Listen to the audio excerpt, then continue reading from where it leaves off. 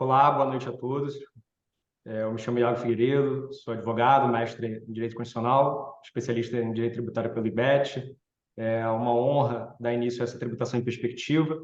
É o nosso 21º episódio desse evento, então não poderia deixar de agradecer inicialmente ao professor Paulo de Barros Carvalho, aos professores coordenadores do IBET Rio, professor Paulo Ares Barreto, professor Paulo Sotomayor Borges, as professoras do IBET do Brasil, professora Priscila, Neiva, enfim, todos os professores também que compõem a casa do IBET Rio, professor Eduardo Muniz, que dá a honra de participar também desse evento hoje, a Andréia Tardim, Leonardo Godoy, Fernanda Parisi, o Lucas Henrice e também o Rafael Gianotto.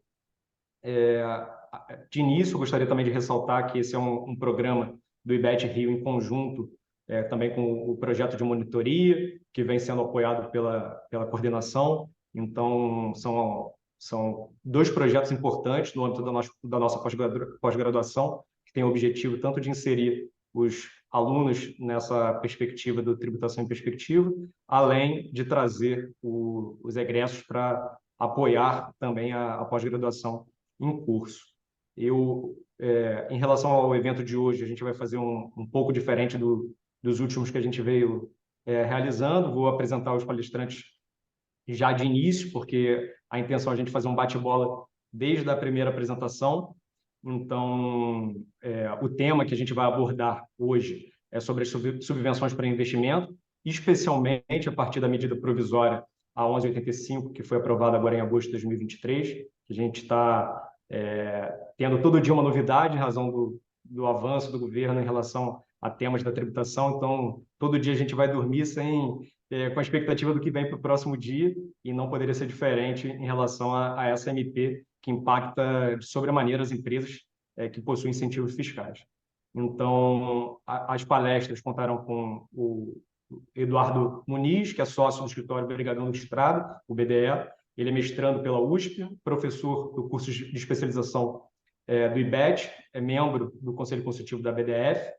A doutora Carla Gonçalves é sócia no escritório Ares Barreto Advogados Associados, mestre e doutora pela PUC São Paulo, professora dos cursos de especialização do IBET e da PUC São Paulo, e também cursou o curso de extensão de contabilidade tributária pela FGV. E, por fim, mas não menos importante, a doutora Marina Vieira de Figueiredo, sócia do Figueiredo Sociedade de Advogados, mestre e doutora em Direito Tributário pela PUC e professora também dos cursos de especialização do IBET e da PUC. É conselheira também do Conselho Municipal de Tributos e juíza substituto do TIT. Enfim, a gente vai dar início à apresentação. O Eduardo vai projetar um slide para trazer as abordagens iniciais do tema das subvenções, de todo o contexto histórico que trouxe até esses pontos controvertidos que a gente vai abordar inicialmente. Bem, boa noite a todos e todas. É sempre uma alegria estar no IBET, participando como aluno inicialmente, como professor e agora no Tributação em Perspectiva, essa iniciativa do IBET Rio, coordenada e comandada pelo Paulo Souto, por todo o time do Rio de Janeiro. E é uma oportunidade que nós temos de sair um pouco do campo teórico, aquele campo de estudo denso da teoria jurídica, teoria tributária e ver como esses aspectos são aplicados na nossa prática em temas complexos e também lidar com algumas questões até mais aprofundadas em termos de direito aplicado, como é o tema que nós trataremos hoje, um tema controverso, para se dizer o mínimo, que é a tributação das subvenções. Queria saudar aqui os colegas Iago Figueiredo, professora Marina, professora Carla, que nos dão aqui a honra e a alegria da presença no evento de hoje. Com isso, eu vou já dar início aqui à apresentação, que será breve, sobre o histórico aqui das subvenções. Deixa eu ver se pronto, correu tudo bem. Os slides estão projetados. Esse tema da subvenção para investimento, subvenção para custeio, em última instância, ele se refere ao tratamento dos auxílios governamentais concedidos a entidades privadas. A ideia aqui é que o Estado, por vezes, ele participa mais diretamente da economia Ele não está aqui agindo como um mero indutor a partir de normas fiscais, mas efetivamente, por vezes, transferindo recursos, às vezes recursos em espécie para as companhias, mas também recursos na forma de renúncias de receitas derivadas de incentivos fiscais. E quando o Estado assim o faz, desde a Lei 4.320 de 64, que introduz o conceito financeiro, por assim dizer, de subvenção, nós temos uma subvenção econômica, aquela subvenção que é o auxílio dado a uma entidade privada, que não se trata de um favor fiscal de forma nenhuma, o Estado não pode fazer favores fiscais, mas de um auxílio que tem por finalidade permitir que aquela companhia, aquela empresa desenvolva o seu negócio de uma forma mais eficiente, com o crescimento e a melhoria das relações privadas de negócio, nós temos também o crescimento do país como um todo, e é isso que se deseja em termos de política econômica. Então, a subvenção ela é um instrumento de política econômica. O grande problema é definir quando há um acréscimo patrimonial tributável nessa transferência de renda direta ou indireta realizada pelo Estado, ou seja, o Estado abre mão de receber recursos tributários por meio, por exemplo, da concessão de um crédito presumido ou de outras formas de incentivos fiscais. Com isso, a companhia melhora o seu desempenho e, ao melhorar o seu desempenho e ao não pagar determinado montante de tributo, surge a discussão se essa diferença entre o que a companhia pagaria a título de tributo caso não houvesse o subsídio e o cenário no qual esse tributo é dispensado total ou parcialmente, isso constituiria uma renda tributável. A professora Carla vai tratar em maiores detalhes da controvérsia estabelecida em torno das subvenções estaduais, mas o fato da vida é que as subvenções são concedidas em todos os níveis de governo. A subvenção pode ser federal, ela pode ser estadual, também pode ser municipal. É claro que em termos municipais, o campo de subvenção é muito mais restrito, porque os municípios não têm muita liberdade de manejo do imposto sobre serviços, mas o fato é que também pode haver uma subvenção municipal. E o tema sempre se desenvolveu historicamente. Aqui nós apresentamos uma linha do tempo, da evolução da matéria, mas na origem, e quando a lei das SA trouxe uma regulamentação ali societária, por assim dizer, do tratamento da subvenção, posteriormente seguida do tratamento Decreto-Lei 1598 de 77, a ideia sempre foi a de que haveria dois tipos de subvenção, uma para custeio, a transferência de renda pura, e outra para investimento, no qual a companhia recebe o recurso, mas tem a obrigação de aplicá-lo em capital, em ampliação do seu campo fabril, enfim, N série de motivações para justificar uma subvenção para investimento, mas o fato da vida é que sempre houve muita controvérsia sobre quais seriam os requisitos que deveriam ser observados para que uma subvenção para investimento pudesse ser validamente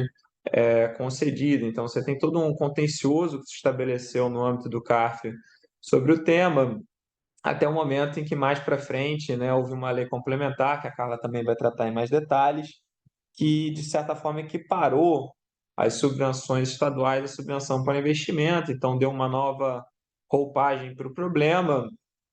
E, posteriormente a isso, ainda no âmbito, digamos assim, do regime anterior, porque, como nós veremos, o tema ganhou uma nova tratativa agora com a MP 185, nós chegamos até o momento em que o STJ foi examinar a controvérsia posta inicialmente com relação ao crédito presumido, e o STJ entendeu que os créditos presumidos concedidos pelos estados enquanto incentivos fiscais seriam intributáveis, porque você estaria por via indireta tributando uma renúncia de receita do Estado, na verdade, uma receita do Estado que ele abre mão em favor do particular, e, portanto, na defesa do Pacto Federativo, não seria dado que a União pudesse tributar o crédito presumido por via indireta, e por isso entendeu, saindo de toda a discussão que havia com relação aos requisitos da válida subvenção, do artigo 30 do 2973 e tudo mais, fugiu dessa discussão e, por uma outra linha de argumentação, concluiu que o tema comportaria uma análise de pacto federativo e foi assim julgado. Então, no cenário atual, você tem esse julgamento com relação ao crédito presumido. Do que decorreu, naturalmente, a ideia de que se o crédito presumido não deveria ser tributado, também nenhum outro tipo de incentivo deveria ser. E assim, os contribuintes brigaram em juízo, e esse ano, e por isso o tema é tão atual, o STJ proferiu uma decisão no sentido de que aquela tese do crédito presumido não se aplica aos demais incentivos, ou seja, só o crédito presumido é protegido pelo Pacto Federativo, mas se houver observância ali dos requisitos da 12973, e aqui nós poderíamos discutir imensamente quais são esses requisitos e quais foram dispensados pelo STJ, você poderia sim excluir a receita de subvenção para fins de apuração do lucro real. Mas esse julgamento, apesar de trazer um entendimento que, no fundo, é favorável aos contribuintes por autorizar uma exclusão, ele é recheado de controvérsias. Nós traremos e discutiremos essas controvérsias e talvez o tópico mais importante desse julgamento foi que ele tirou os demais incentivos do campo constitucional e o jogou no campo da legalidade. Observados os requisitos previstos em lei, a subvenção pode ser excluída. E aí o próximo passo do governo, como num jogo de xadrez, foi a alteração do ordenamento por meio de uma MP. Se o problema está no campo da legalidade, então não haveria qualquer empecilho a que o tratamento viesse a ser dado agora por uma nova MP que altera todo o panorama. Então, talvez quando a Fazenda comemorou o resultado do julgamento proferido pelo STJ, nem repetitivo julgado agora em 2023, tenha sido justamente esse, o de afastar a tese do Pacto Federativo. Aqui é apenas uma visão bastante abrangente, nós discutiremos todos esses temas em maiores detalhes, mas o fato é que há uma série de discussões que nós veremos com calma mais adiante, mas o Supremo Tribunal Federal ele afirmou taxativamente que a discussão com relação ao crédito presumido para fins de RPJ e CSL não possui repercussão geral, portanto, a decisão dada pelo STJ quanto ao tema seria final, por assim dizer, mas, por outro lado, a mesma tese relativamente ao PIS e à COFINS foi considerada como possuindo, sendo constitucional e possuindo repercussão geral, o que torna bastante incerto, até mesmo se no regime anterior, nós não sabemos se o novo regime que nós debateremos mais à frente vai ser aprovado, mas mesmo no regime anterior, há uma série de controvérsias e uma delas é qual será a intervenção do STF nesse panorama jurídico dado pelo STJ, que já não é simples. Com isso, eu encerro aqui essa breve introdução. Depois nós trataremos aqui de uma série de controvérsias, mas eu tratei de forma mais objetiva porque agora a professora Carla vai detalhar o tema da subvenção, dando ênfase aí na questão dos impostos estaduais. Boa tarde a todos aí. Agradeço primeiramente ao IBET Rio pela oportunidade de estar aqui. Cumprimento aqui todos os colegas que estão participando, o professor Eduardo, o professor Iago, a professora Marina. Parabenizo aí o Eduardo pela sua concisa e profunda exposição agora, trouxe um panorama aí desse tema, que é um tema, às vezes, que nós olhamos, ele parece simples, mas ele traz tantas nuances quando nós começamos a olhar mais detidamente o que cada uma dessas questões representa. E aí, como ele bem colocou nessa linha do tempo, né? A gente tinha lá uma legislação desde os anos 60, depois nós tivemos a questão do próprio parecer, né, CSP, lá de 1978, que estabelecia a diferença, né, entre subvenção de custeio e subvenção para investimento, e o grande salto, a grande mudança que isso tudo tem, e obviamente aí, olhando da perspectiva das empresas, dos contribuintes, foi com a Lei Complementar 160, né, que ela acaba trazendo lá no seu artigo 30 algo que à primeira vista a gente refletia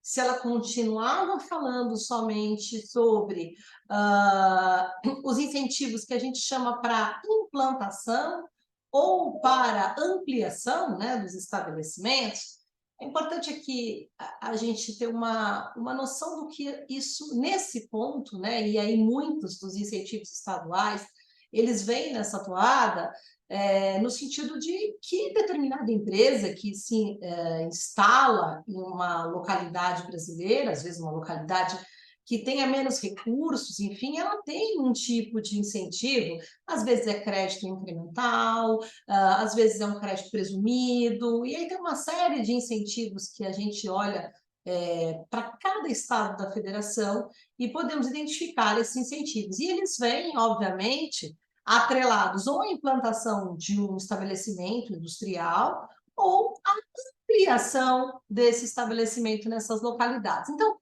isso sempre foi considerado, né, algo de per si como subvenção para investimento. A lei complementar, ela traz 2 parágrafos lá no artigo 30, os parágrafos 4 e 5, que ele fala: os incentivos dos benefícios fiscais ou financeiros fiscais relativos ao ICMS, concedidos pelos estados e pelo Distrito Federal, serão considerados subvenções para investimento. Quando a gente olha para esse dispositivo, a gente fala, pera, agora todo e qualquer incentivo, eu não preciso estar atrelado somente à implantação ou à expansão de um estabelecimento. Então, assim, se eu tenho um diferimento, se eu tenho uma redução de base de cálculo, isso também pode ser considerado. Então, e aí começou-se algum nível de discussão se esse parágrafo ele pode ser considerado absolutamente autônomo ou se ele teria que respeitar o que está previsto no caput, que fala que as subvenções para investimento, inclusive mediante isenção ou redução de impostos, concedidas como estímulo à implantação ou expansão de empreendimentos, então a gente tinha essa dualidade, ou seja, ele é autônomo ou não. A meu ver, né, depois de olhar isso por algumas oportunidades, eu cheguei à conclusão de que ele era realmente autônomo, porque se ele fosse só para se limitar ao que está no caput, ele não precisaria existir, né? Então, eu acho que isso foi um entendimento que a própria Receita manteve durante um tempo, a Receita Federal.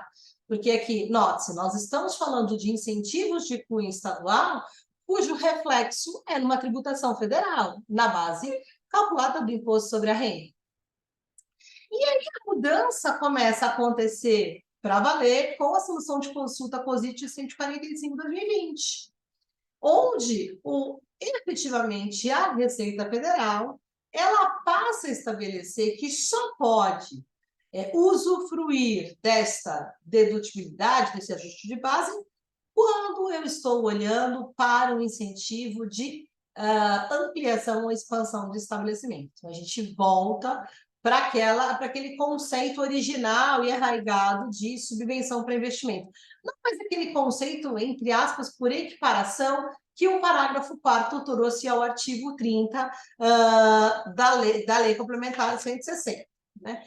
E aí a Receita manteve esse entendimento em várias soluções de consulta. Ela ia mudando um ponto ou outro, mas aqui eu trago a solução de consulta COSIT 55 de 2021, a solução de consulta COSIT 108 de 2021, e aí a gente passou por uma dualidade de questões, né? Alguns contribuintes buscaram o Poder Judiciário para garantir essa dedutibilidade com base lá no parágrafo 4º da lei complementar, do artigo 30 da lei complementar, e outros mantiveram suas condutas ou pararam suas condutas e aguardaram alguma sorte de fiscalização se adviriam autos de infração com relação a essa conduta adotada.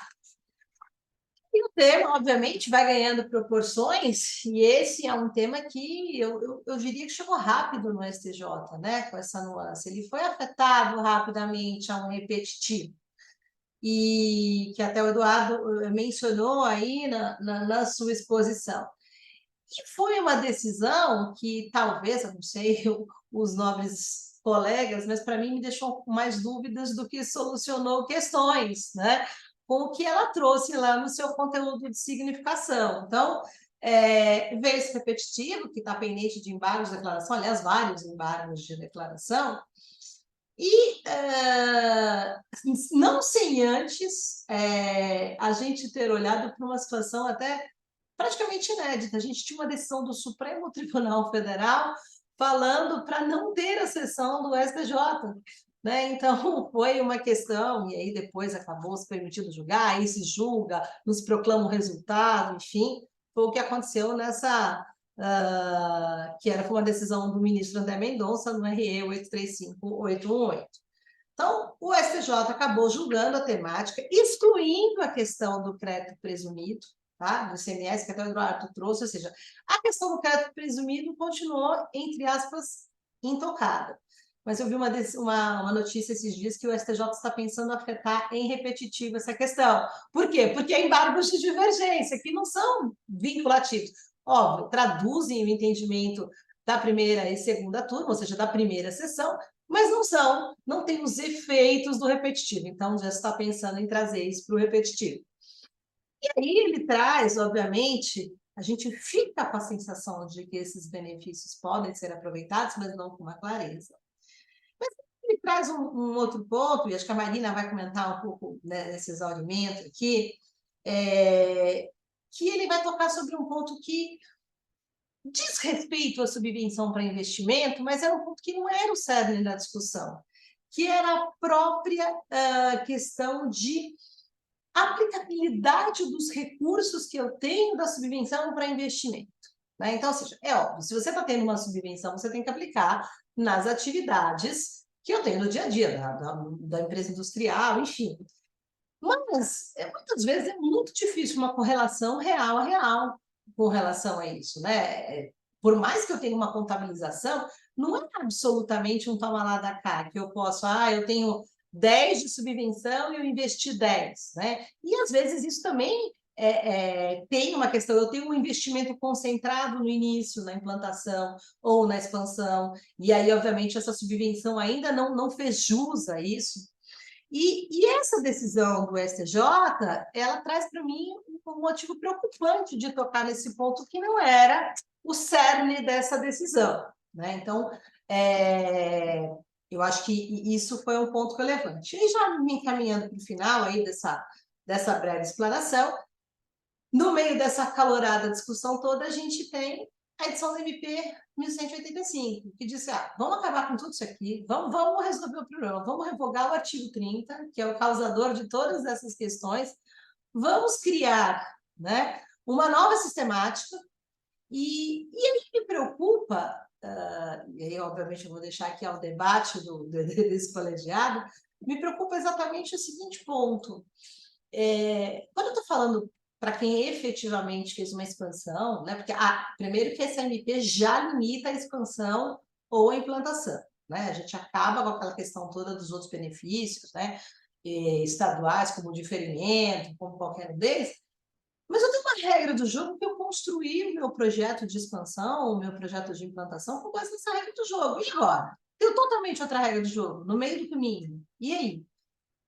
Eu tenho um direito adquirido? Isso não pode ser modificado? Como fica isso? A gente tem isso por medida provisória, com previsão, né? Se nada se alterar, apesar de que também notícias circulam de que isso vai ser mudado, acho que a gente ainda vai ver mudanças a partir de 1º de janeiro de 2024, e aí, ou seja, mudei a regra do jogo, está tudo bem? Então, acho que essas são algumas preocupações que eu tenho sobre o tema, nessa análise preliminar aqui que a gente fala.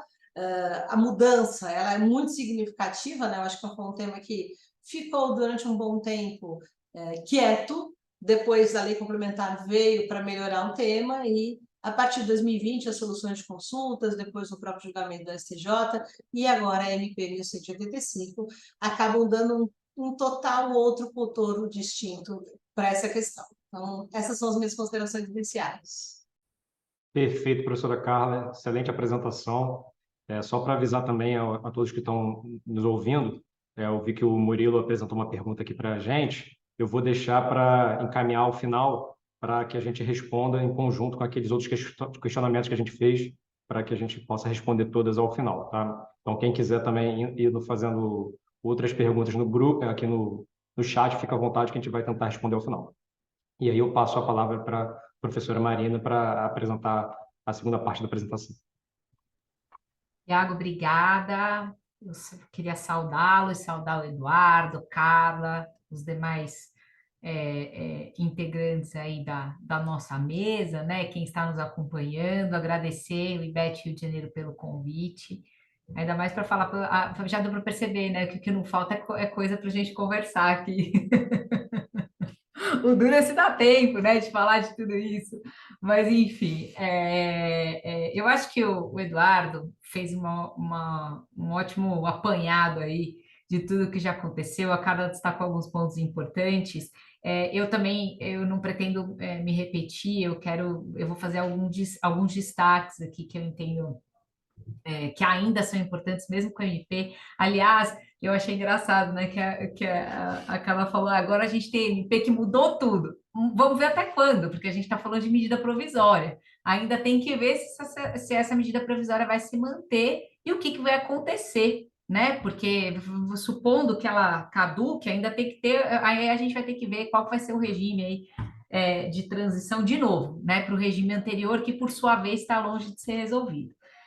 Mas eu acho que uma das coisas que eu queria primeiro, né, comentar aqui quando a gente, enfim, né, a gente tá, essa discussão entre subvenção para custeio e subvenção para investimento, o fato é que a gente tinha na legislação, né, mais especificamente eu estou falando aqui do artigo 30, né, da Lei 12.973 de 2014, que assim, que a subvenção para investimento era dedutível, não estava sujeita a incidência do imposto sobre a renda e CSLL, tudo bem, essa parte todo mundo até que concordava, né? Hoje com o MP mudou, não é mais problema, agora não é mais problema de base de cálculo, agora é problema de crédito, mas enfim.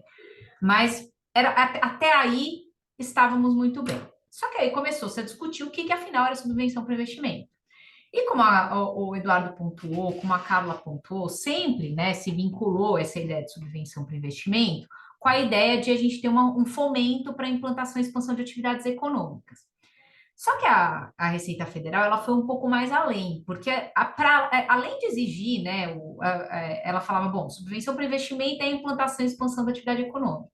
Só que a gente tem aquele parecer lá de 78, né, que é difícil de encontrar. Se a gente entra na base de dados da Receita e coloca para encontrar esse parecer, a gente não encontra. A gente encontra o 173, o 172 a gente não acha no SIJU. Mas, enfim,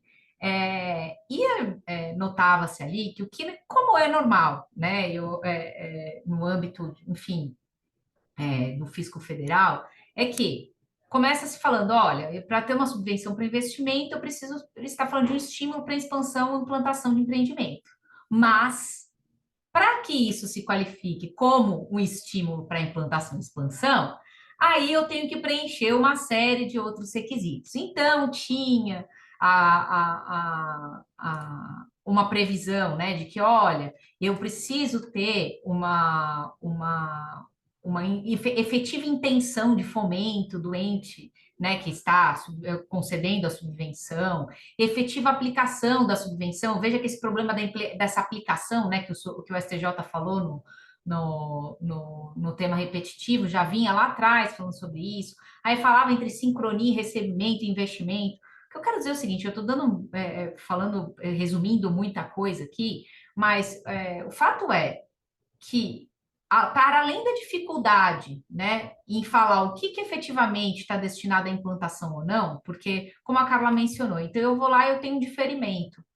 Tudo bem, pode parecer se falar, não é um crédito presumido, é um valor que efetivamente o STJ até fala em repercussão, né, no julgamento do tema repetitivo, enfim. Mas, veja, aquilo ali tem um impacto para o contribuinte. Então, você não é um dinheiro que eu recebo diretamente que eu vou aplicar na expansão, por exemplo, do meu empreendimento, na implantação.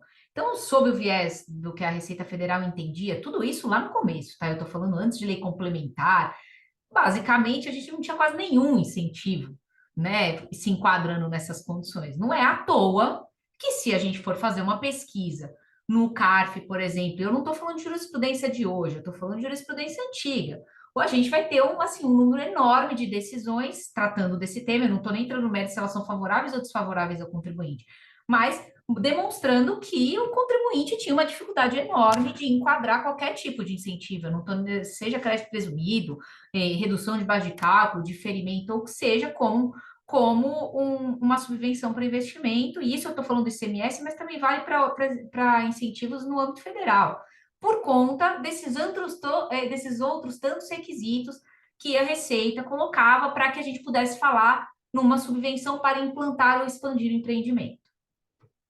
E isso não mudou com a Lei Complementar 160. Porque, embora, né, a Lei Complementar 160 ela tenha promovido uma alteração, tratando especificamente dos benefícios para o ICMS, como a Carla mencionou, a Receita, o que ela fez? A primeira solução de consulta é de março de 2020, né? Logo, aí ela foi lá e você tinha uma solução de consulta COSIT que ela falava, não, né, aqueles requisitos que eu exigia lá do parecer normativo 112 de 78 não precisa mais serem observados. E aí chegou em dezembro daquele mesmo ano, ela falou, peraí, eu acho que né, quem é que falou isso? Como que eu disse uma coisa dessa? Imediatamente, eles falaram, não, todos aqueles requisitos continuam tendo que ser observados, por quê? Porque como o caput do artigo 30 da Lei 12.973 de 2014 fala em implantação e expansão, e aqueles requisitos que eu menciono lá naquele parecer normativo de 1978 são, né, requisitos que eu preciso observar para que eu possa enquadrar o incentivo, né, como subvenção destinada à expansão e implantação de novos empreendimentos. Então, a coisa não mudou absolutamente nada. Bom, gente, se não, é de se perguntar, né? Será que não mudou mesmo? Eu já adianto que eu concordo com a professora Carla que mudou sim. Porque se não fosse para mudar nada, não tinha tempo mudando. Para que eu ia incluir aqueles dispositivos na legislação? Então, o que o legislador queria? Nada? Porque se era para manter do jeito que estava, não precisava ter feito nada, né? Então, me parece que é um pouco simplista falar que a coisa se manteve como estava. Creio eu que não era o caso. Mas o fato é que, nesse contexto, né, inclusive da Lei Complementar 160, o STJ, e aí o Eduardo mencionou bem, né, na primeira decisão, quando ele tratou só do crédito presumido, ele tratou no âmbito constitucional. Então, basicamente, o que ele virou falou o seguinte: olha, o que está na lei, que está na lei de 2014, na 973, as modificações do 160, da Lei Complementar 160, não está no acordo nesses termos, tá, gente? Mas o que eu estou querendo dizer é, ele simplesmente falou assim, ó, isso daqui não interessa, porque a gente está no âmbito constitucional. Assim, a Constituição não autoriza a tributação de crédito presumido. Foi isso que o STJ falou. Apresentou lá os seus... Então, assim, não interessa se o legislador, se está na legislação, se não está, como é que está. Não interessa. Ele simplesmente falou, olha, crédito presumido não inclui, não pode ser tributado pelo imposto de renda e, portanto, como consequência, pela contribuição social sobre o lucro líquido. Então, no caso do crédito presumido, essas mudanças legislativas, eles, pelo menos em princípio, né? Porque, como a Carla mencionou, se eles forem afetar, sabe Deus o que vai ter aí num tema repetitivo, se eles vão manter a decisão anterior ou não, né? Mas, no que diz respeito ao crédito presumido, todas essas discussões, né, de mudança legislativa, de MP e tudo mais, considerando a fundamentação que a gente tem hoje, elas não têm impacto nenhum, né? Porque, basicamente, o STJ falou, olha, o legislador não tem competência para tributar isso aí, acabou. Agora, no que diz respeito aos outros, né, incentivos, e aí a gente foca muito no ICMS porque são os mais controversos, né? A maioria das autuações envolvem crédito, benefícios relacionados ao ICMS, porque eles são mais comuns, né? Principalmente, por quê?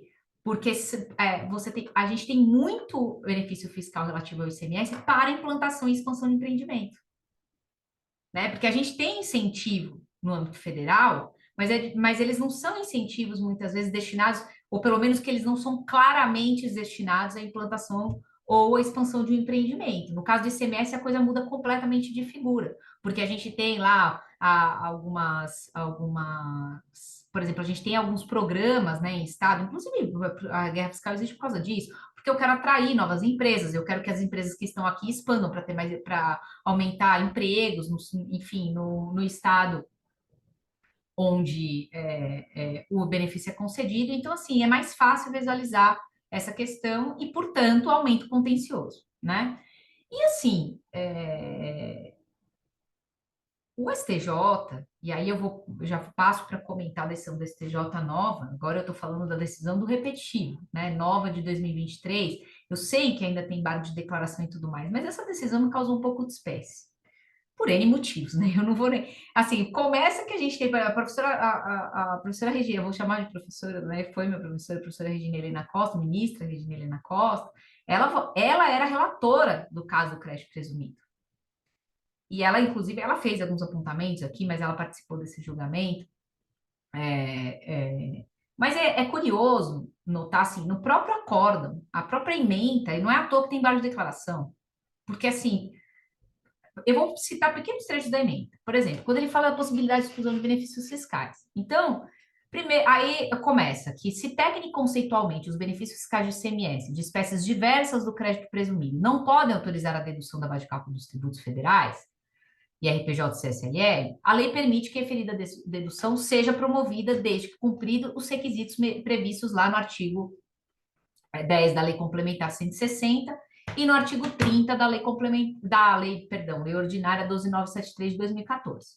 E é para concluir, aplica-se o entendimento segundo o qual, muito embora não se possa exigir a comprovação de que os incentivos foram estabelecidos como estímulo à implantação e expansão de empreendimentos econômicos, persiste a necessidade de registro em reserva de lucros e limitações correspondentes, consoante o disposto expressamente em lei. Olhando esta parte da emenda, o que a gente você vai concluir? Fala, bom, isso eu não estou dizendo que é para interpretar só com a emenda, eu sempre brigo, né? Porque eu falo, gente, quando a gente vai interpretar, a gente tem que olhar o acórdão como um todo.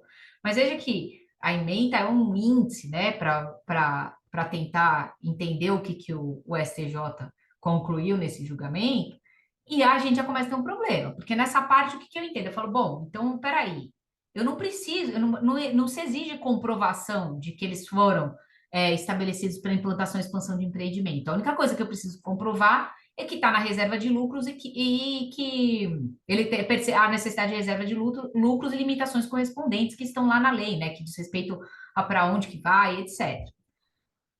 Aí, quando ele fala sobre as teses, no item 8 da ementa, que são as teses a serem submetidas ao colegiado, lá no item 2, fala para a exclusão dos benefícios fiscais relacionados ao ICMS, tais como redução de base de cálculo, etc., da base de cálculo do IR e da CS, não deve ser exigida a demonstração de concessão como estímulo à implantação e expansão de empreendimento econômico. Você fala, bom, então o que eu entendi que estava lá no item anterior é isso mesmo. Aí vem o item 3. Considerando a Lei Complementar 160 tal, e as inclusões que ela promoveu no artigo 30 da Lei 12973 de 2014, né? Então, eu não preciso ter a comprovação prévia, né, de que foi concedido como medida de estímulo à implantação e expansão de empreendimento, mas isso não obsta a Receita Federal de proceder ao lançamento, sim, procedimento fiscalizatório, ela verificar que os valores do benefício fiscal foram utilizados para outra finalidade que não a garantia da viabilidade do empreendimento econômico. Falei, poxa. E agora? Então, peraí. Então, quer dizer que eu tenho que, porque, gente, vamos lá, né? É óbvio que eu vou ter fiscalização. Se eu estou fazendo uma dedução de base de cálculo de imposto de renda CSLL, eu vou ter fiscalização da Receita. Ainda mais se eu tiver um grande empreendimento. Então, eu não tenho que comprovar previamente, mas eu tenho que comprovar que esse benefício é um estímulo à implantação e expansão de um empreendimento. E para comprovar, eu vou ter que voltar aqueles requisitos lá de 78 do parecer normativo. Porque, embora ela não tenha entrado no detalhamento, e não entrou, porque essa questão nem tinha chegado, assim, pelo menos. E aí eu concordo com a Carla quando ela falou: veja, ele adentrou num ponto aqui que me parece que nem era objeto, né, nem tinha sido afetado para julgamento no STJ.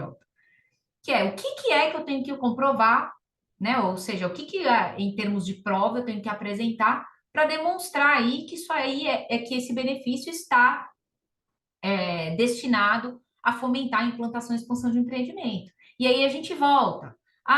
O dinheiro tem que ser efetivamente aplicado, né, na expansão desse empreendimento para garantir a viabilidade. O que é essa aplicação? Salvo engano, a primeira pergunta que foi apresentada aqui era justamente nesse sentido, porque eu li muito rapidamente antes de começar a falar, que é como é que eu, então, por exemplo, se eu investir em funcionário, eu estou garantindo a viabilidade do empreendimento? ou você só reduziu o meu custo, eu não tenho dinheiro a ser aplicado, e aí, o que fazemos? Porque, veja, a gente está falando aqui, a gente está falando de crédito presumido, a gente está falando de outros benefícios que o próprio STJ tratou como benefícios que não implicam em ingresso de dinheiro no patrimônio do contribuinte. Quando ele vai lá em cima para fazer a diferença, né, ele fala, olha, que o crédito presumido, a atribuição de crédito presumido representa um dispêndio de valores por parte do fisco. Os demais benefícios não possuem a mesma característica. Bom, eles falam que ele, não obstante possa induzir determinada operação, se recuperará por meio do efeito de recuperação, né? Porque, enfim. Resumindo, como é que eu vou provar, né, que eu usei esses valores numa garantia para viabilizar o empreendimento, se esses benefícios, de acordo com o próprio STJ, nem têm essa natureza? E é por isso que, de acordo com o STJ, eles demandariam um tratamento diverso. E eu estou dizendo isso porque, embora a gente tenha uma MP alterando essa situação, alterou, em princípio, para o futuro. E o que a gente faz com o passado, que continua tendo um contencioso enorme? E vai continuar tendo, né? Porque a gente está isso aqui no trânsito em julgado. Então, essas são questões, então, veja que a gente houve inúmeras mudanças legislativas, mais de uma decisão do STJ em primeira sessão, eu não estou falando nem de decisão de turmas, sobre a matéria, e a gente continua discutindo exatamente as mesmas coisas que nós estávamos discutindo há 20 anos atrás sobre subvenção para investimento e como classificar um benefício fiscal, não só do CMS, mas outros incentivos, como subvenção para investimento. A gente continua tratando aqueles mesmos requisitos, a gente dá outro nome, dá uma outra roupagem, parece que a gente está falando de uma coisa nova, mas no final das contas a gente está falando das mesmas coisas, né? O que é uma pena.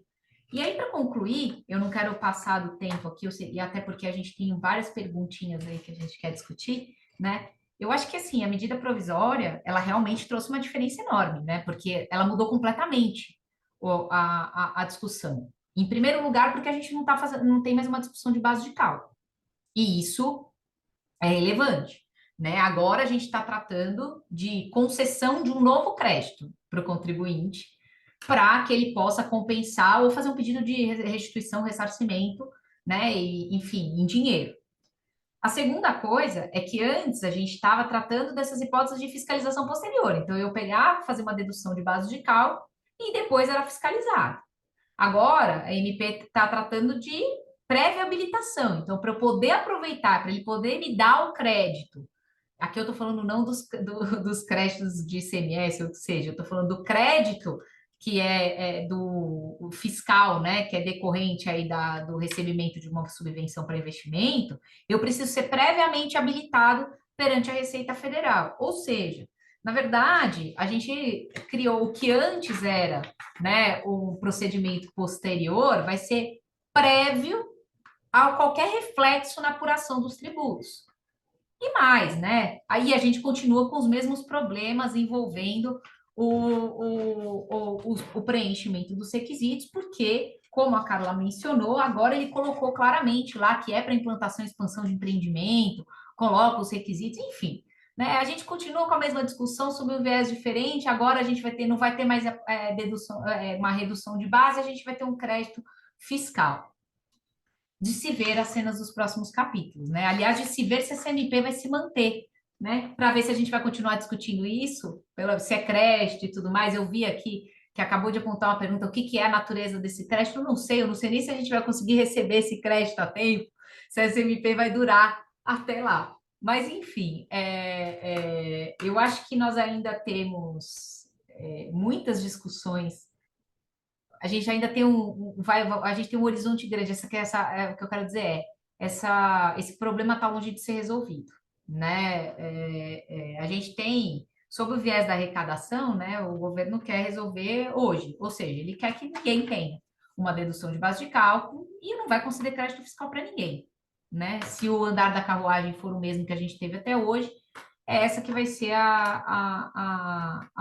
o nosso panorama. Mas a discussão jurídica vai continuar no que diz respeito à qualificação da subvenção, né, e os direitos do contribuinte dela decorrentes. Eu acho que a gente vai continuar tendo uma discussão muito parecida com a que a gente tinha no passado, né, até que o STJ se manifeste aí sobre o que ele já decidiu. Eu não estou nem falando para ele se manifestar sobre coisas novas, estou pedindo só para ele esclarecer alguns pontos sobre o que ele já falou. Mas basicamente é isso, é pelo menos por enquanto. Eu agradeço mais uma vez pelo convite e devolvo a palavra para o meu querido Iago aqui para dar seguimento às nossas discussões. Obrigada. Excelente, professora Marina. Foi esclarecedor os pontos trazidos na apresentação. Eu tenho uma dúvida a respeito dessa medida provisória, inclusive, porque que o governo pretende arrecadar é inegável. Mas, para o bem ou para o mal, os parágrafos 4º e 5º trazido da Lei 12.973 foi implementado por meio de uma lei complementar. E a medida provisória, ela é sabida que não pode tratar sobre reserva de lei complementar, reservada à matéria de lei complementar. E o artigo 146, inciso 1 da Constituição, prevê que cabe à lei complementar dispor sobre conflitos de competência em matéria tributária que trate entre a União, os Estados, o Distrito Federal, etc. Então, se a gente considerar que os parágrafos 4º e 5º tratam de conflito de competência, essa medida provisória, ela não tem esse vício. Então, a gente estava até conversando aqui no escritório e me parece que, se for convertida essa medida provisória em lei ordinária, estaríamos diante de uma inconstitucionalidade, né? Eu queria saber o que vocês pensam a respeito.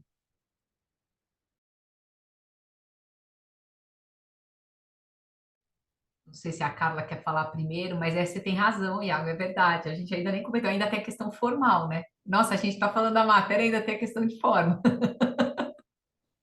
Eu acho que com certeza. Eu acho que essa questão, eu até tinha pincelado essa questão de forma.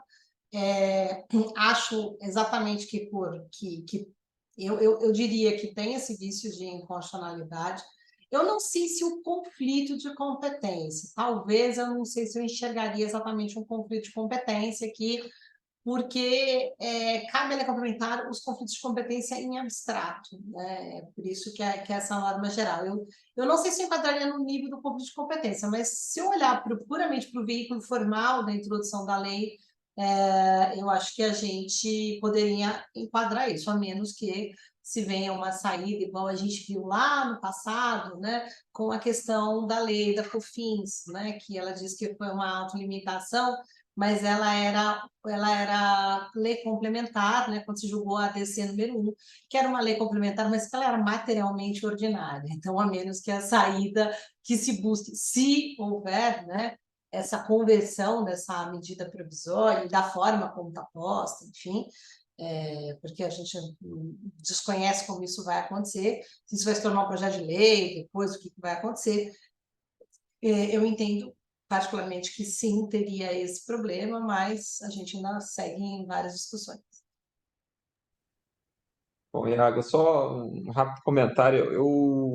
Eu acho o seguinte, a Lei Complementar 160, ela efetivamente veio lidar com uma grande crise federativa, que era primeiro a guerra fiscal, era o problema central dela, e você tinha um problema lateral, mas não menos importante, que era a questão da subvenção. E podemos gostar ou não do que ela fez, mas ela disse, olha, esses benefícios aqui são considerados subvenção para investimento, mas ele fez isso para que eles não fossem tributados desde que constituída a reserva. Então, é um argumento que eu acho que ele tem que ser levado a sério, de que foi uma opção do legislador complementar de dar essa tratativa, ou seja, vai lá que a União possa, de alguma forma, tratar do tema, mas constituída a reserva, isso é neutralizado. A MP vem e como que muda totalmente a coisa de figura, porque ela não trata mais como exclusão de base de cálculo, mas como totalmente tributável. E aqui eu acho que a gente vai ter uma discussão, em primeiro lugar,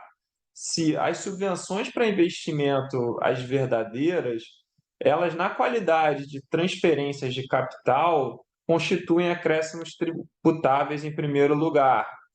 Tá? Então, assim, eu acho que primeiro o CMV pode fazer o que fez, dar esse tratamento de tudo é tributável, exceto a devolução de um crédito, mas vai tributar tudo. Então, você vai ter mesmo depois da questão da forma da lei complementar, como foi feita.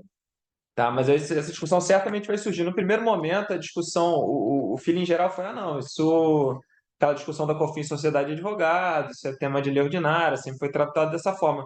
Mas sob esse enfoque da Constituição, pode ser visto dessa forma. O problema é que o STF até hoje não disse se a questão é constitucional de verdade ou não é, porque ela foi resolvida com base no Pacto Federativo no STJ, que é uma corte infraconstitucional, e o único tema que subiu para o STF foi o do PIS e da COFINS, que ainda não foi julgado, e no PIS e na COFINS a gente ainda tem um problema maior, que é o entendimento do STJ de que a subvenção para investimento sequer compõe a base de cálculo do tributo.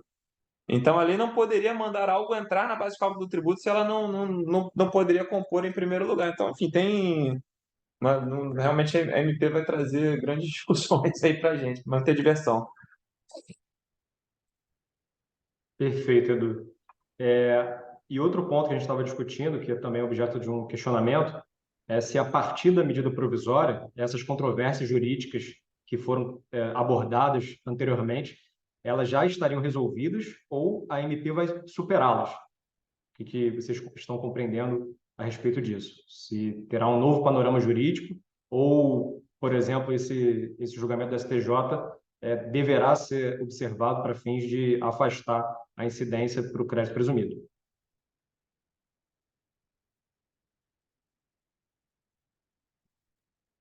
Eu acho que a Marina trouxe isso na exposição dela, né? O contencioso para trás vai continuar, a MP vai tratar daqui para frente, ela instaura. Vamos imaginar que amanhã ela seja convertida exatamente do jeito que está hoje. Ela instaura uma nova ordem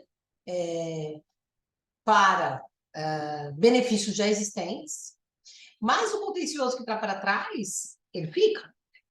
Porque ela revoga o artigo, mas ela não pode ter o condão de revogar esse artigo com efeitos retroativos. Né? Então, é uma revogação doravante. E a decisão do STJ, e também com a própria Marina trouxe aí vários trechos aí muito elucidativos, ela traz muitas incertezas, né, interpretativas. A existência de 4 embargos de declaração, não lembro se exatamente são 4 ou 5, já denota que o assunto, longe de ser pacificado, ele acaba tendo outros desdobramentos. A gente tem a questão do crédito presumido e aí, como o Eduardo trouxe também, a própria solução com base no Pacto Federativo. E tudo bem, os tributos não são exatamente iguais, as discussões não são exatamente iguais, mas o pano de fundo é o mesmo. A gente não pode esquecer que a gente tem o STF com afetação na questão do PIS/COFINS, né? Reputando matéria constitucional. Então, e aí a gente vai lá olhar para as nossas questões do processo, né? A gente deixa o mérito para olhar para o processo, as razões de decidir importam. Então, se as razões de decidir do STF vierem trazendo novas luzes sobre a matéria, a gente vai olhar, porque assim, hoje em dia são razões de decidir, ação rescisória permitida, né, com a reabertura de prazo, e isso hoje é muito, pelo menos aqui no TRF da terceira região, é muito tranquilo de que se pode reabrir o prazo em qualquer circunstância, né? Está superando aquela questão, é só na execução de sentença, é só pela fazenda. Não, a jurisprudência vem dizendo que é em qualquer circunstância, e aí, a depender dos votos, né? E até tem uma consideração aqui no chat, né? A própria questão, mudança regimental, mudança de composição, mas a gente sabe que os votos computados ainda aqui em julgamento virtual, hoje em dia, tem que continuar valendo, ainda que ele vá para o destaque e vá para o julgamento presencial. Então, acho que é aquela frase, né? Como de tédio ninguém vai morrer nesse assunto aqui, então, porque ele vai ter muito desdobramento. Exatamente, professora Carla. E aí eu já dou seguimento até no tema que a gente está abordando, que é por que o STF apenas reconheceu essa repercussão geral para o PIS/COFINS e não para o IRCS. O Edu estava comentando, Edu, se quiser comentar a respeito dessa diferença entre os tributos. Tiago, sinceramente, das muitas críticas que são feitas ao Supremo, a que eu mais endosso é a incoerência de tratamento, porque se as decisões são boas ou ruins, se pode discutir. Alguns podem acreditar que os temas são abordados da forma correta, outros não, mas uma vez que você foi numa posição, boa ou ruim, mantenha a sua coerência. E nesse caso realmente da base de cálculo, da questão do PIS e da COFINS e da RPJ e da CSL, não tem um distinguish impossível, porque a CSL é uma contribuição, PIS/COFINS, contribuições também. Então, a espécie de tributo não resolve o problema. E o problema posto é rigorosamente o mesmo. A União pode ou não pode tributar esse valor. Se a questão posta para o Supremo fosse somente do imposto sobre a renda, eu acho que aí, e se o julgado do STJ tratasse somente de imposto sobre a renda, eu acho que poderia ter uma discussão. Bom, a unidade recíproca só cobra impostos, e aí poderíamos ter um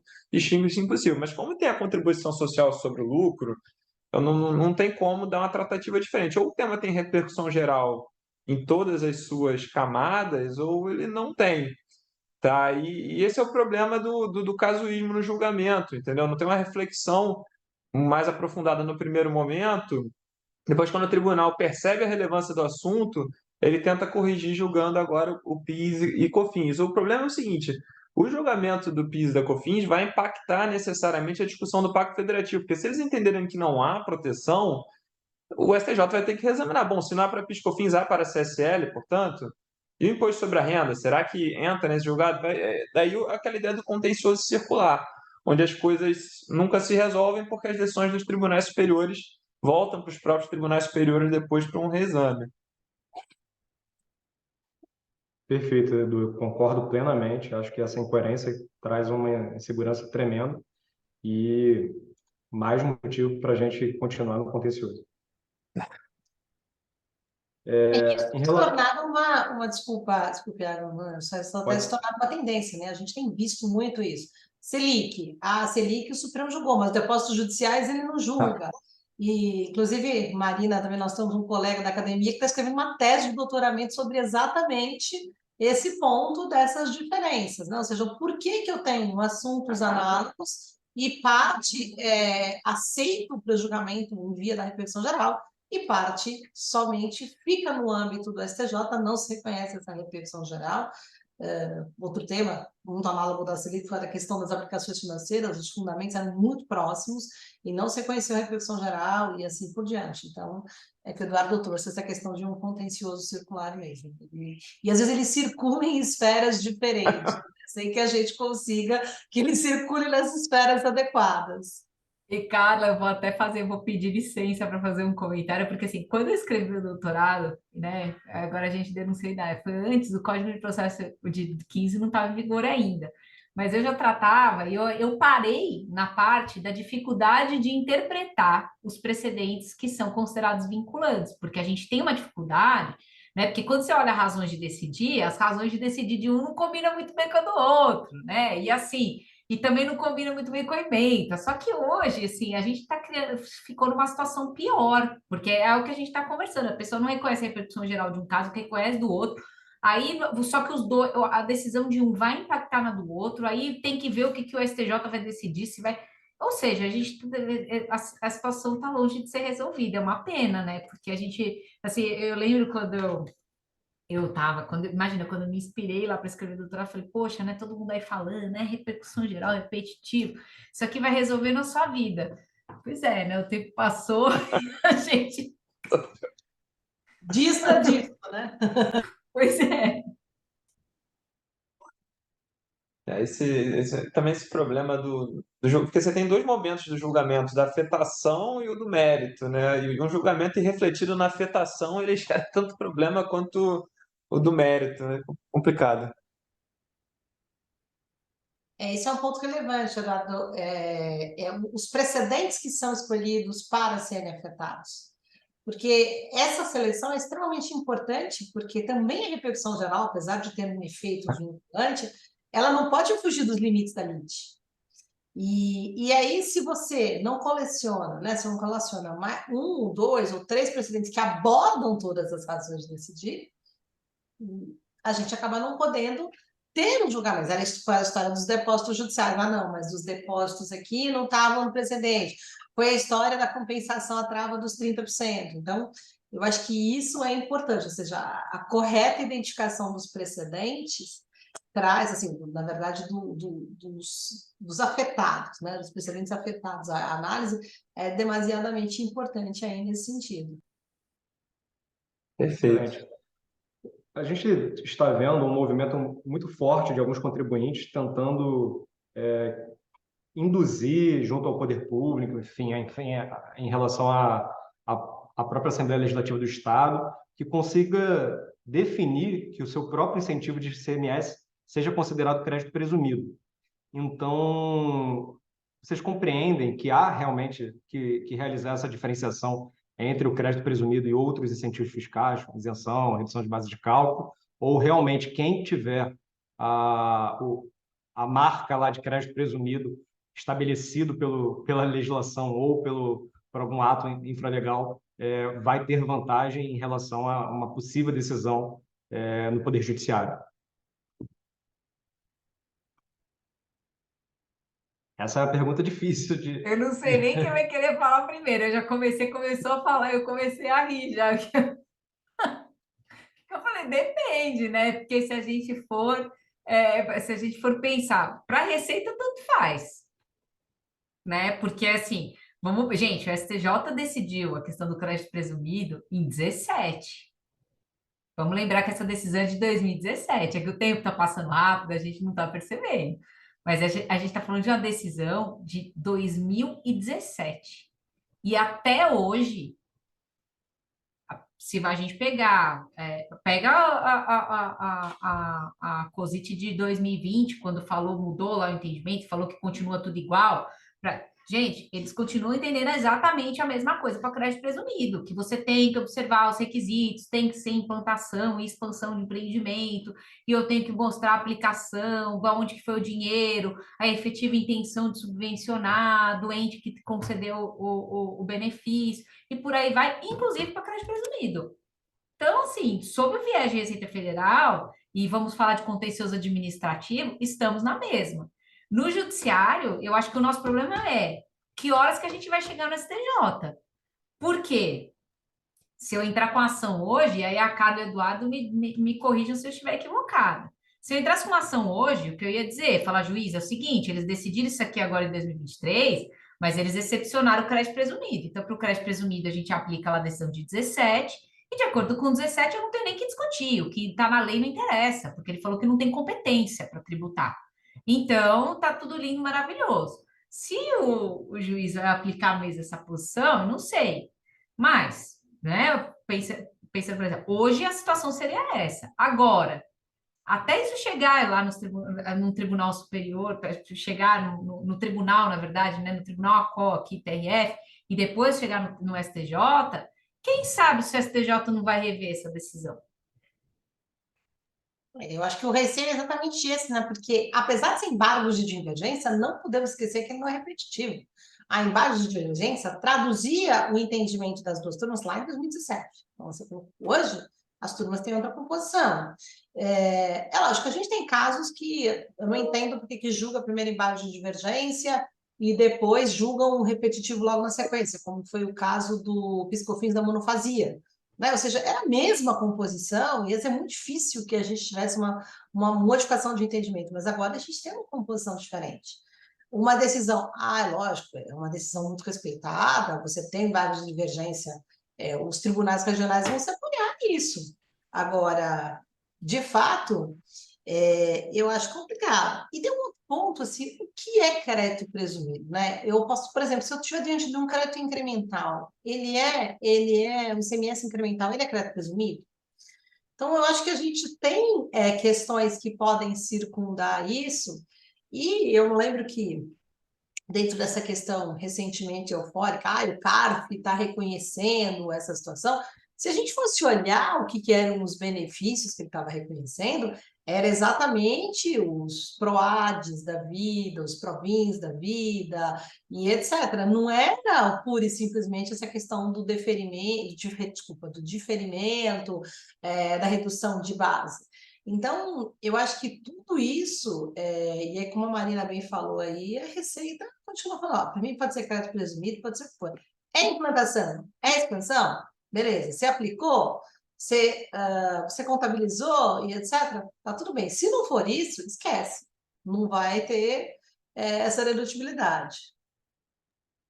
Iago, eu acho que um ponto interessante aqui, pegando historicamente o problema, né, que o direito ele anda, né, é que no começo você não tinha lei complementar 160.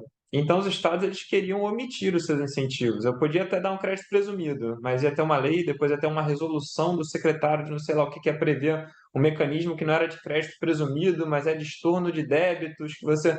Enfim, muitos dos incentivos concedidos pré-lei complementar 160, eles não se chamavam incentivos. Nunca era uma isenção, nunca um crédito presumido, né? E agora essa natureza virou importante porque o STJ traçou essa distinção. Então começou uma busca agora do efeito declaratório do crédito presumido, porque não adianta eu constituir agora, baixar uma lei estadual falando "Não, agora é crédito presumido", não resolve. Primeiro porque eu estou modificando o incentivo previsto na Lei Complementar 160 que foi confasado, já tem um problema.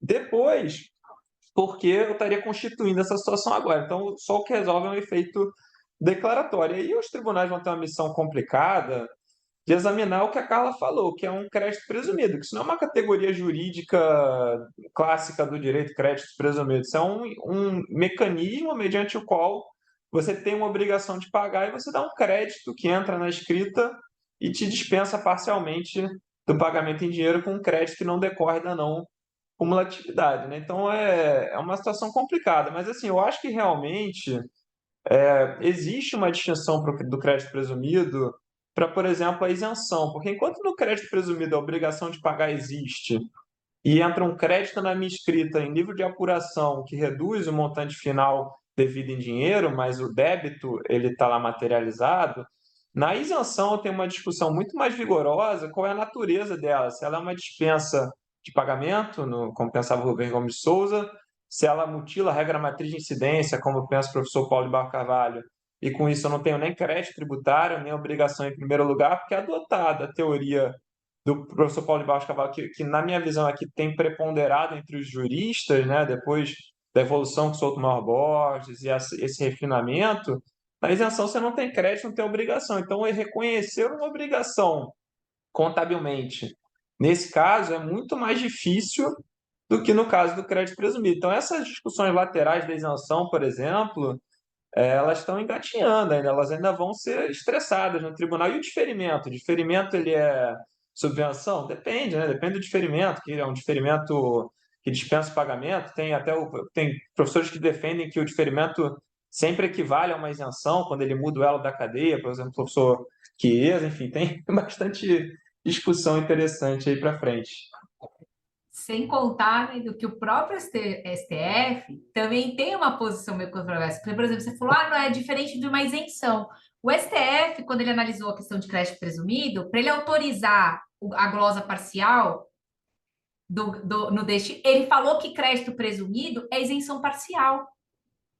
Então, assim, aí você cria uma outra, ele nunca criou nova categoria jurídica. Veja que a discussão, lógico que ele chamou aquilo de isenção, porque para poder excepcionar no cumulatividade, ele fala que aquilo é não incidência ou isenção. Aí ele virou e falou, bom, não incidência tá meio difícil, vamos chamar isso aqui de isenção parcial. Aí você fala, pô, e agora, né? A gente tá, olha, gente, eu acho engraçado, a gente começa a conversar sobre esse tema aqui, vai vindo as ramificações, né, do que a gente tem para falar, a coisa é realmente engraçada.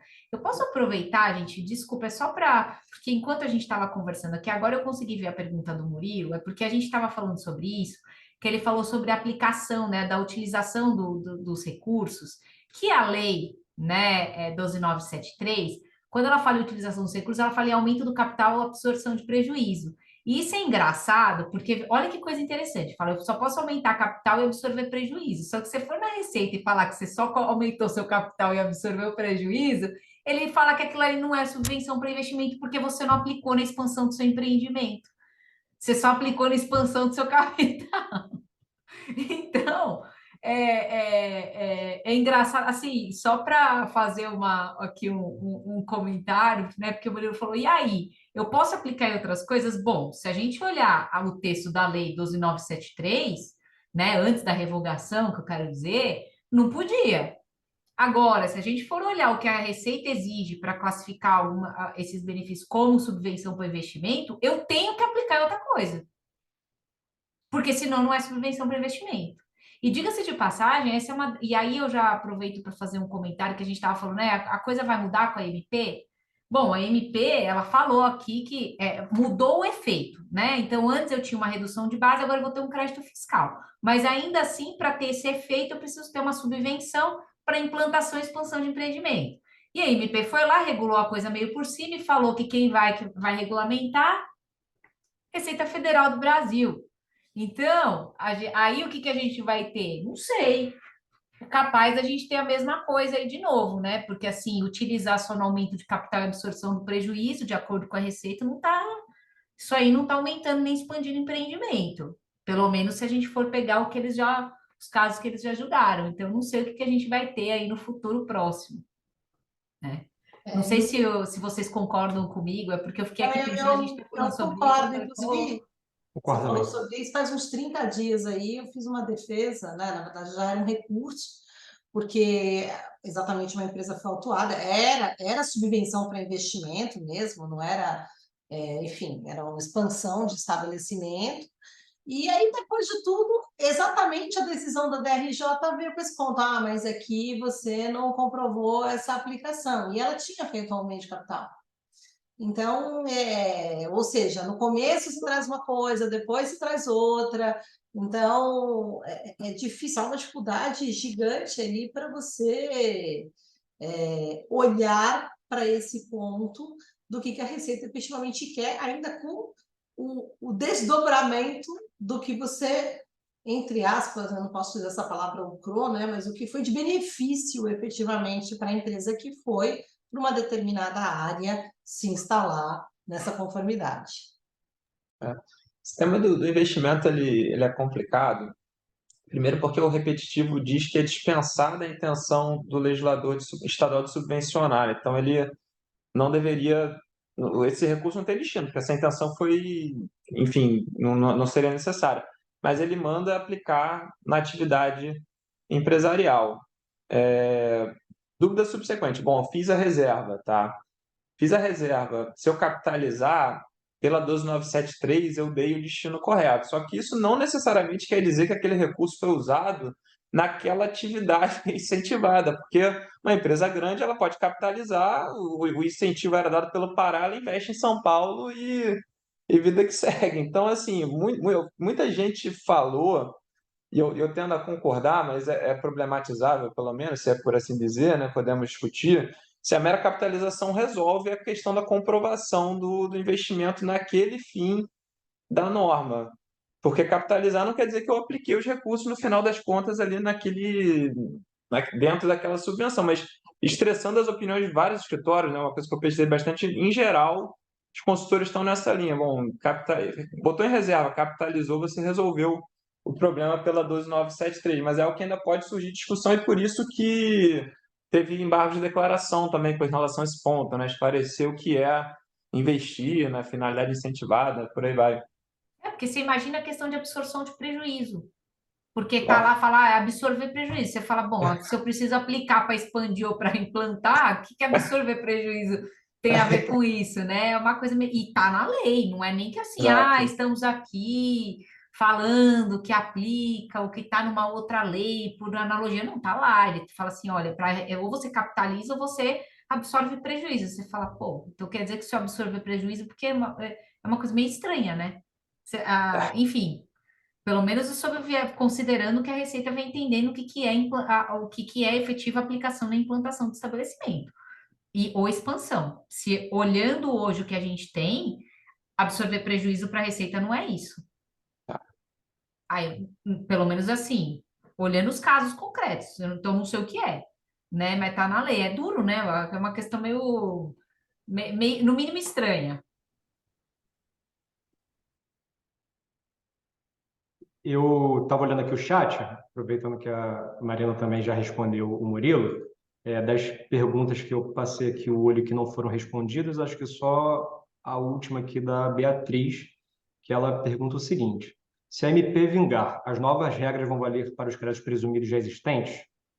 A gente já respondeu, né? E se hoje eu já concluí a minha implantação ou expansão em 1 de 2004, eu já posso pedir habilitação na Receita Federal para fins de obtenção do crédito fiscal com base nas novas regras? esse período de Vamos lá. transição também. Eu acho que aqui. Quer falar, Carla? Eu acho que aqui. Vamos lá, aqui entra um pouco no problema que a Carla trouxe no começo da exposição, ou seja, eu estou sendo subvencionado agora, tá? O que que eu faço? Porque se eu estou sendo subvencionado nesse exercício, eu, em tese, nesse exercício, eu vou aplicar as regras 12973, e se a subvenção continua, eu aplicaria já as regras da nova MP, considerando e prevendo que ela seria aprovada.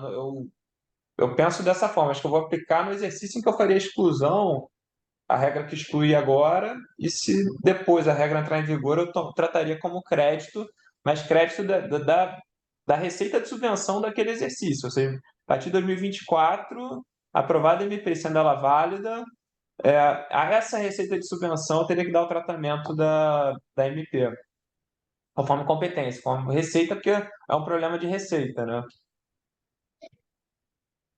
E a gente Inclusive, ainda vai ter regulamentação, né? era isso que eu ia Esse é falar, o porque problema, assim, né? Como se é a que... gente for olhar a MP, ela tem uma parte aqui que é meio controversa, por isso que a regulamentação, se sair, né, tem que ver como é que vem isso aí, porque ela fala assim, olha que coisa interessante, ela fala assim, na apuração do crédito fiscal poderão ser computadas somente as receitas de subvenção que aí fala, estejam relacionados com implantação e expansão do empreendimento e sejam reconhecidas após a conclusão da implantação ou da expansão e o protocolo do pedido de habilitação da pessoa jurídica.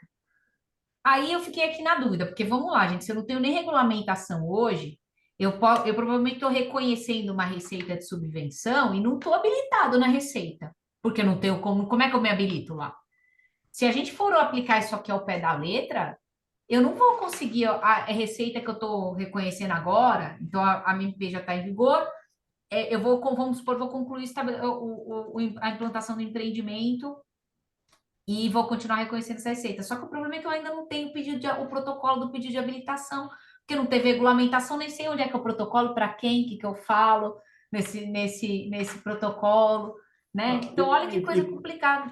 E tem um ponto relevante também na MP, que o artigo 8º, ele fala que na apuração do crédito fiscal não poderão ser computadas as receitas não relacionadas com as despesas de depreciação, amortização ou exaustão relativas à implantação ou expansão do empreendimento econômico, que ainda ele coloca mais para frente ainda a utilização desse crédito, só após a despesa com a depreciação. Tiago, Não. desculpa, Maria, pode falar, desculpa. Não, imagina, e eu ia comentar, porque tem uma parte no final que essa é a mais maravilhosa, que ele fala que na apuração do crédito fiscal não poderão ser computadas as receitas reconhecidas após 31 de dezembro de 2028.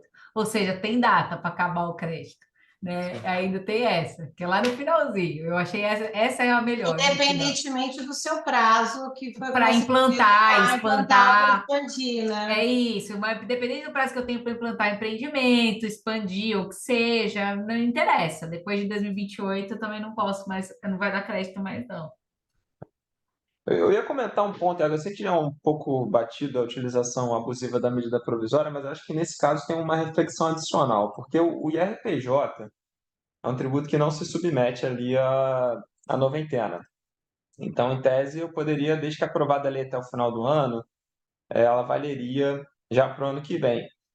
E eu publico uma medida que, em tese, precisa de relevância, urgência, necessidade, para ela entrar em vigor em 2024. Eu não estou falando de uma modificação que eu preciso. Não tem, não tem sentido, realmente, nesse caso, a MP, uma MP para entrar em vigor em 24 se convertida em lei. Eu poderia fazer o projeto e aprovar até o final do ano normalmente, né? Enfim. Sim, a farra das MPs. Cadê a urgência, né? Mas eu acho que Urgência ela ano que vem. E mais que isso, acho que ela quis manter uma certa moralidade. Ela fez, olha, eu estou mudando a regra, mas eu vou manter aqui algum nível de anterioridade para que vocês se preparem a essa mudança para não ser agora. Realmente é difícil. Tudo isso a gente, em meio a um discurso de vamos reduzir o contencioso, né? Vamos reprovar a E no reforma meio de tributária. uma reforma tributária, né? No meio de Eu acho que é uma tendência, essa questão de querer criar crédito é uma tendência, né? Porque na reforma tudo é um crédito que vai para um conselho, enfim, e aí vai ser regulamentado. Pronto. Acho que a gente está A se parte que eu não vi, claro. a parte que eu não vi da reforma e que ninguém lembra, ninguém é engraçado, né? Porque todo mundo fala assim, não, vamos simplificar, olha a reforma aí, só que tem a transição, ou seja, vai continuar cobrando PIS/COFINS, 10 vai anos. continuar botando esse povo, isso tudo. Eu não vi ninguém, eu não vi uma mudança na legislação para simplificar alguma coisa de PIS/COFINS, só ver essas coisas aqui que a gente está discutindo, né? É simplificação do que já existe, não vi nada, porque se vai continuar cobrando 10 anos, né? Era de se supor que a gente tivesse 10 anos a contar, não sei de quando, né? Mas E enfim. as questões das alíquotas é até 2078. Ah, Gente, a gente nossa, tem sempre como expectativa encerrar próximo às 19h30. Eu abriria para as considerações finais, salvo se vocês acharem que tem algum questionamento que ficou por fora. Aí eu passo a palavra para cada um de vocês para apresentar as considerações finais sobre o tema, que infelizmente a gente não vai conseguir esgotar, até pela complexidade e novidade, né, que ainda vão surgir sobre esse tema. Mais algum questionamento? Não. Então, como o Edu começou, vou deixar ele ao final também para ele encerrar, pedir para as considerações finais para Marina, depois para Carlos, depois segue para o Edu.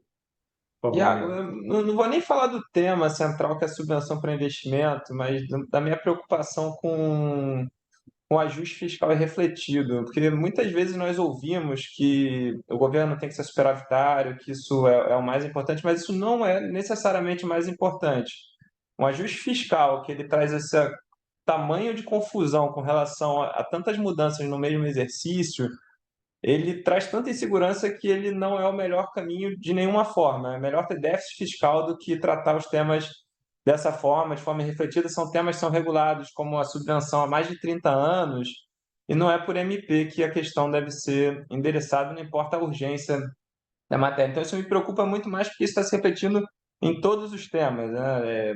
Subvenção, juros sobre capital próprio, reforma tributária, todos têm que ser aprovados com absoluta urgência, sem que nós possamos sequer saber o que vai surgir daí para frente com relação a essas controvérsias todas. Obrigado, Edu. Não sei se foi as considerações finais ou se foi a falha do sinal, mas eu passo para a Marina e depois você fala novamente. obrigada, Iago. Da minha parte, assim, eu acho que essa questão a gente ainda, eu acho que isso está mais do que claro, que a questão está longe de ser resolvida. A gente continua tendo uma discussão e vai continuar tendo, mesmo com o MP, mesmo que seja aprovada. E eu faço minhas as palavras do Eduardo, porque, assim, realmente, eu acho que, assim, se a ideia é, de fato, a gente ter um ajuste, redução de contencioso, simplificar certas coisas, não é desse jeito que a gente vai conseguir. Porque, assim, realmente a gente cria uma situação, gente, pelo amor de Deus, olha, assim, a gente está discutindo, a gente vai, assim, era de se supor que se eu vou fazer uma MP para revogar um dispositivo que está dando problema há 30 anos, no entender do governo, sei lá quanto tempo, 30 anos, não queria de 14, mas enfim, a gente já tem essa discussão há muito tempo, mas o que eu quero dizer é, se é para resolver o problema, gente, ele criou 10 novos aqui, fora os que a gente já tem, né? E no meio disso tudo a gente já tem, ainda tem o Supremo STJ, que sabe lá o que vem, né? Porque o Supremo não tem repercussão geral, o outro vai julgar. Mas eu, assim, da minha parte, ainda mais, seja como advogada, seja julgando aí o contencioso, falo, gente, assim, olha, realmente não tá fácil, né? A gente tá passando, assim, e nós como advogados, nós somos sobre os vilões, né? Todo mundo fala assim, porque tá aumentando o contencioso, o advogado quer ganhar dinheiro, criar tese. Poxa, gente, sim, não é advogado, né? Com um negócio desse aqui, o advogado, coitado, é o que tá com é o que tem mais problema, porque não tá conseguindo nem interpretar. Então, falar com o advogado que cria o contencioso, né? E assim, eu acho que a gente está. Mas infelizmente, esse é um caminho que os governos costumam seguir, né? Que, inclusive, se a gente for olhar o jornal hoje em dia, né? É sempre assim, a gente só tem discussão para aumento de receita. Eu ainda não vi umazinha discussão sobre reduzir despesa. Se alguém viu, me conte, porque essa eu nunca vi. Eu só vejo para aumentar a receita, para mudar a carga tributária, o presidente do CARF falando que vai arrecadar não sei quanto. Eu achei maravilhosa essa entrevista, que ele falou que ele vai arrecadar. Eu falei, então tá. Mas é difícil, né? Quando você olha só, você só quer arrecadar, cria esse tipo de coisa e cria um contencioso que vai durar mais 20 anos. Se passar, vai ser mais 20 discutindo isso daqui, né? Ou melhor, mais quantos, Carla? 10? É 10 cobrando uma alíquota mais de sei lá quantos anos? Nossa Senhora. Tem mais 54. É. Isso se vier a lei complementar, né? Porque a gente ainda está na fase de emenda. Se aprovar a emenda, depois tem que aprovar a lei complementar. Se ver as cenas dos próximos capítulos. Mas, gente, para encerrar, eu quero agradecer mais uma vez o convite, por estar aqui e agradecer a todos os meus colegas que estão aqui, Eduardo, Iago, Carla, pela discussão, pelo companheirismo aí, né? Para a gente ter que estar animado aqui para falar disso aqui hoje em dia. Obrigada, pessoal. Professora Marina, muito obrigado, tá? Foi excelente tomar a aula que a gente teve aqui nessa noite. Eu passo também a palavra para a professora Carla, já agradecendo também imensamente toda a exposição. Foi brilhante. Bom, pessoal, eu acho que a gente ficou aqui 90 minutos, passaram voando, né? E a gente trouxe tantos temas, não só da nossa tese central aqui das subvenções, mas tudo que isso se desdobra, né? No processo, no contencioso, a gente estabelece uma divisão, né? Essa MP quase que representa um divisor de águas, né? A gente não tinha nem se refeito ainda dos efeitos da decisão do STJ, mas já veio algo que mudou. Então, eu quero agradecer aí, porque eu aprendi muito aí com os meus colegas essa noite. Agradeço ao IBET RJ, na verdade, uma iniciativa praticamente pioneira de fazer essa tributação em perspectiva, de trazer temas que são tão importantes de serem discutidos, porque aqui a gente talvez tenha mais perguntas do que respostas durante isso. Então, agradeço aos colegas, Eduardo, Marina, Iago, ao IBET RJ e a toda a nossa audiência aqui, que teve a vontade e a paciência de nos ouvir. Espero encontrá-los outras vezes. Boa noite. Nós que agradecemos. E, por fim, vou pedir as considerações finais do Edu, que é excelente profissional, conhecedor da matéria, professor do IBET. Também já faço o convite para todos que assistiram até o final e que os assistirão no YouTube, também para acompanhar as redes sociais do IBET Rio, tanto no Facebook, Instagram, e ficar atento aos próximos Tributações e Perspectivas. Esse é o 21º episódio e deixo o Edu para encerrar aqui o episódio. Muito obrigado a todos. Bom, Iago, gostaria só realmente de agradecer ao IBET Rio, a professora Carla, a professora Marina, o professor Iago aqui conosco, todos reunidos aqui. Foi um evento muito animado, gostei muito e não faltarão temas para nós debatermos nos próximos Tributação em Perspectiva, dada a quantidade de inovações legislativas aí. Muito obrigado, boa noite a todos e todas. Tchau, tchau, gente. Boa noite, pessoal. Boa noite. Tchau, Marina, Carla. Tchau, Iago. Tchau, tchau. Obrigado. Tchau, gente. Tchau, gente. Obrigado. Boa noite. Valeu. Foi ótimo. Beijo, querida. Beijo, beijo.